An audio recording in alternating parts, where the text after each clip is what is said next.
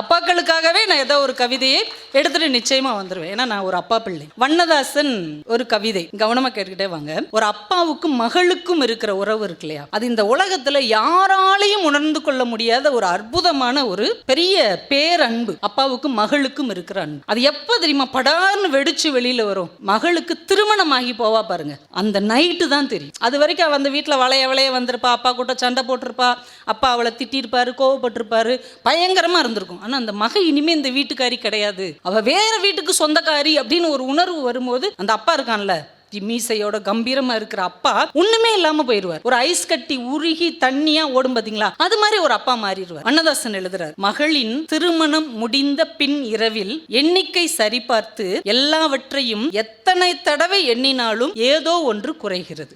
மக கல்யாணமாகி போறா, அவளுக்கு என்னெல்லாம் நம்ம கொடுக்கணும்னு பார்த்து பார்த்து பார்த்து எடுத்து வைக்கிறார்.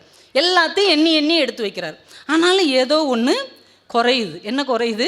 அந்த மகளே குறையுது. பொருட்களை கூட கொடுத்துடலாம், பிள்ளை எப்படிங்க கொடுக்க முடியும்? அந்த ஒன்று குறைஞ்சிக்கிட்டே இருக்கு. அவருக்கு அப்படியே நெஞ்சு அடைக்குது, அழ ஆரம்பிக்கிறார். அழத் துவங்கும் அவரின் தோளை தட்டி கொடுப்பது கொஞ்சம் அதிகம் குடித்திருக்கும் அவருடைய சிநேகிதனும் கல்யாண பெண் மீசை மாமா என்று அன்போடும் அழைக்கிறவனும் ஆவான். அந்த அப்பாவுக்கு அந்த நேரத்தில் யார் ஆறுதலா இருக்கிறாங்க? கொஞ்சம் குடிச்ச ஒரு மனிதர். அந்த மணப்பெண் மீசக்கார மாமான்னு அன்பா சொல்லுகிற அந்த மனிதன் தான் அப்பாவுக்கு பக்கத்துல இருந்து தட்டி கொடுக்குறாரு. விட்றா விட்றா விட்றா விட்றா விட்றா அழாத அப்படின்னு. மகளை இன்னொரு வீட்டுக்கு அனுப்பிவிட்டு அம்மாவை பிரிகிற ஒரு மகன் மாதிரி அழக்கூடிய ஒரு அப்பாவுக்கு யார் ஆறுதலாக இருக்க முடியும் என்றால், குடிகாரனாக இருந்தால் கூட அவர் மனதை புரிந்து கொள்ளக்கூடிய இன்னொரு நண்பனால் தான் அதை ஆற்ற முடியும் என்று வண்ணதாசன் சொல்லியிருக்கார்.